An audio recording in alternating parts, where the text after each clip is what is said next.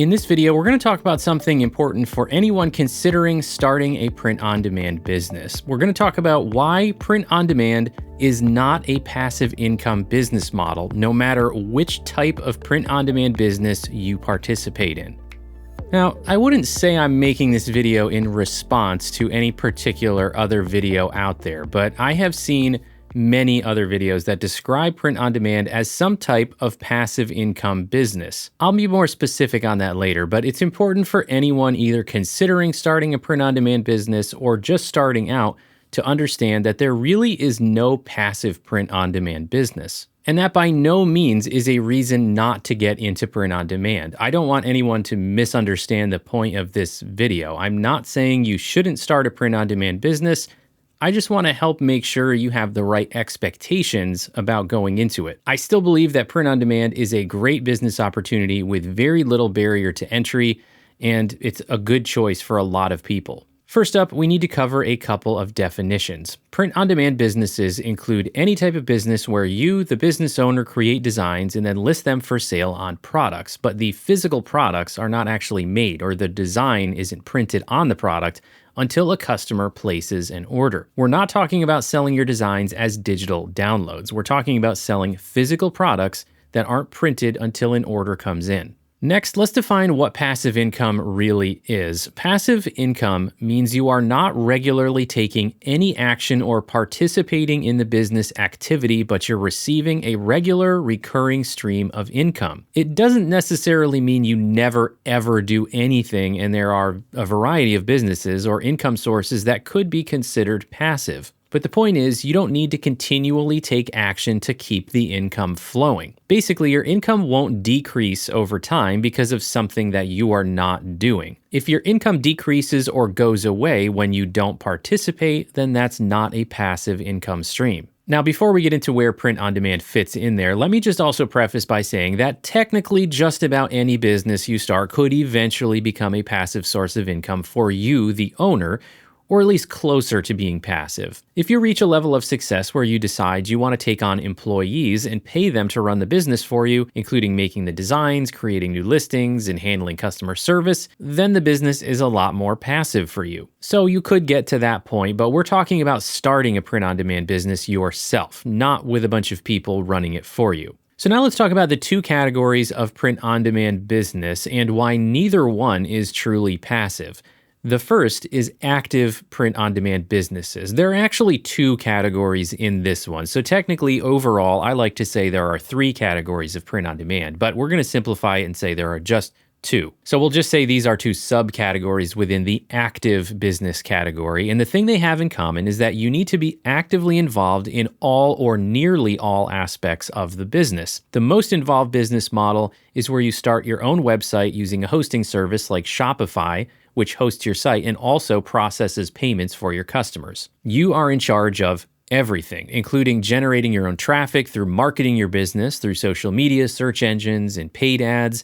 You also have to deal with all of the customer service aspects of the business besides creating all the designs and product listings and the design of the site. Of course, there are tools to make all of that easier for you, but it's all on you. Nothing will happen without your work. Now, it's not like you can never take a vacation, but you need to check in on your business regularly to avoid getting negative customer reviews if something happens to go wrong. The other subcategory here, it would be selling on platforms like Etsy and Amazon Seller Central. My channel focuses mostly on selling print-on-demand on Etsy, and this is also an active print-on-demand business. It does take a baby step towards being a little bit more passive, but it still requires regular activity from you. With these platforms, you get built-in shopping traffic, so you don't have to do quite as much marketing, and they handle some aspects of customer service, but not all. So you still handle some of the customer service, a little marketing certainly helps, and creating all of your product listings and designs. Generally, you also are going to pay higher fees on those platforms than if you were off on your own, just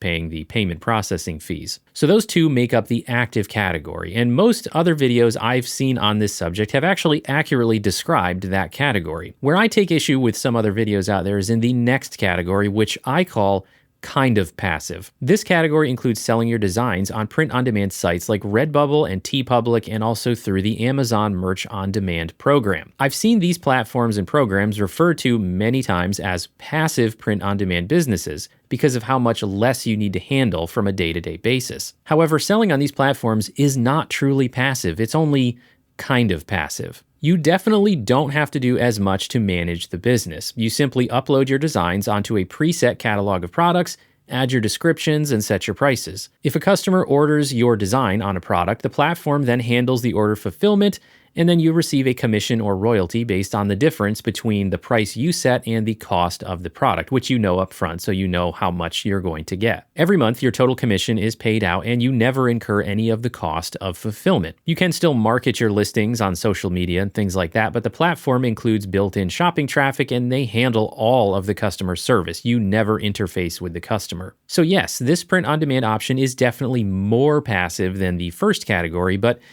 let's now talk about why no print-on-demand business can ever really be truly passive, and this is what you need to understand before starting your business. Sorry it took so long to get to the point. Print-on-demand products depend on a design to become a finished product. That's pretty obvious, right? But it's the nature of the design that we need to talk about here. All designs are going to have a life cycle. Some designs follow trends, which have a short life cycle from days to weeks to maybe up to a year. Other designs that we often refer to as evergreen designs have the potential to sell for much longer, up to several years. But even evergreen designs have a life cycle that will eventually be less popular than they originally were. The niches that you sell your designs in and the designs themselves are going to be a mix of designs that represent shorter-term trends and longer-term evergreen designs that maybe stay popular for years. Now, the first hurdle for you to clear when you start your business is developing a large enough catalog of listings that sell on a regular basis to generate a regular recurring income stream. But then, over time, the only way to truly maintain that income stream, even without increasing it, is to continually create new designs and new product listings. Each year, some of your designs that have sold in the past will decrease in sales as the design trends change. It's just the nature of the market. Even if we're not talking about apparel designs, it could be things that you're selling on mugs or things like that.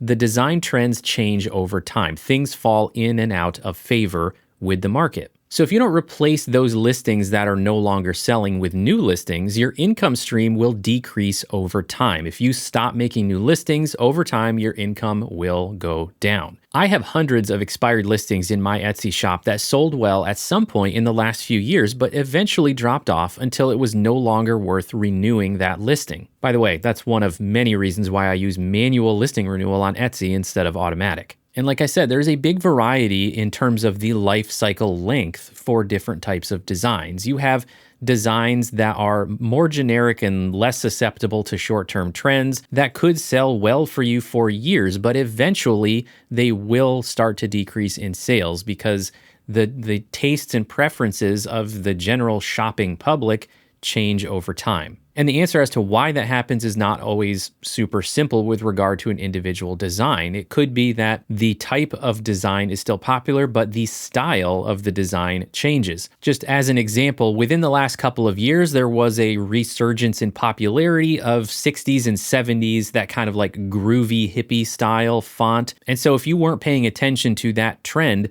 you could have had designs that were perfectly relevant designs that have demand in terms of the niche, but maybe you didn't adapt them to the style that was popular that year, so you didn't make as many sales as you could have. So that's just one example, but ultimately, even though those print-on-demand businesses like Redbubble and Amazon Merch on Demand require you to manage a lot less of the overall business, it still requires your regular participation in creating new designs on an ongoing basis in order to maintain the same sales volume, let alone actually increase your sales and income. So at the end of the day, there is no truly passive print-on-demand business. But like I said at the beginning of the video, that doesn't mean it's not a good business opportunity. If you want a more in-depth comparison of these different print-on-demand business options with a lot more detail about the differences between them, check out the video linked in the description and up in the corner. I provide a much more detailed comparison in that video to help you decide which one is right for you. So that'll do it for this video. I hope that was helpful for you. In the next one, we're going to get back to focusing on something specific to help you sell print-on on demand on Etsy. Don't forget to subscribe to the POD Insights channel if you haven't. If you have, thank you so much for your support. I really do appreciate it. Thanks, everybody. See you next time.